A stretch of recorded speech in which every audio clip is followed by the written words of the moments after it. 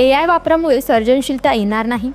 Changing dynamics of AVGC XR in AI era, how to bridge industry and academy या विषयावर आयोजित चर्चासत्रात American शिक्षण तज्ज्ञ ब्रियाना यांच्यासह अमेरिकेतील ॲनिमेशन तज्ज्ञ प्रमिता मुखर्जी, अस्पाचे संचालक संजय खिमेसराव उपस्थित झालेल्या परिसंवादात कृत्रिम बुद्धिमत्ता या तंत्रज्ञानामुळे शिक्षण आणि उद्योग क्षेत्रात नवनवीन संशोधन सुरू झाले आहे. तसेच animation, visual effects, gaming, comics and extended reality या क्षेत्रात मोठे बदल होत आहे.